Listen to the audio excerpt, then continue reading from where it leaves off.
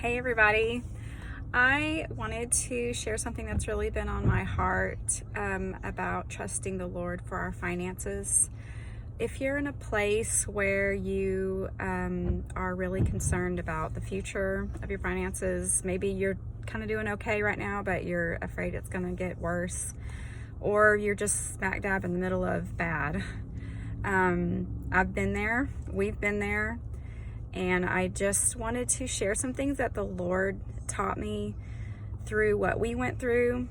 When I was young, my dad had a period of time that he was laid off, and we just didn't have any money. And, we had some people, I think, with our church that helped a little bit, bring some groceries. But one night we came home from, I think, a conference or church or something, and we went in the house, and there were groceries on the table, and our doors were locked. And we could not figure out how that happened. And to me, as a child, I just knew the Lord had sent angels, except there were Lucky Charms in there. So maybe not, but anyway, God provides, in ways that sometimes it's just really special for the kids, right? And I just remember that it just stuck out to me so much. And there were so many times like that during that time period that I know we were going to a conference, and my dad really wanted to get us donuts on the way. And he went to take the trash, but we didn't have any money. He didn't have money to do it. And he went out to take the trash out, and there was a $20 bill folded underneath the trash can.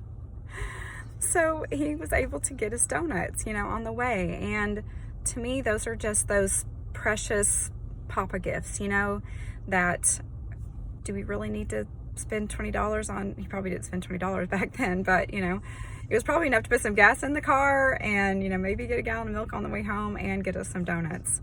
But, the Lord just, the little things matter, and the big things matter too. Fast forward, the Lord used several periods of time like that in my childhood to prove his provision, that he was my provider.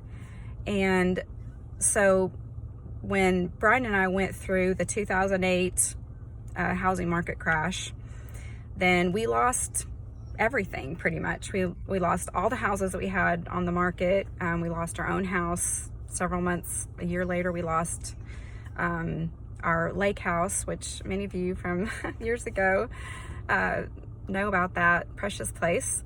And we had, multiple friends that were just gracious and giving, that helped us during that time, that paid, bailed us out of some house payments, some car payments. But we had a really rough year of just nothing. And during that time, I never felt, I'm not gonna say never, there were a few times that I was a little bit concerned that, we were gonna lose our car. And if we lost our car, that was, we had 5 little ones at the time that were 9 down to 2. And we needed that vehicle to get around legally. And, but to go back, I never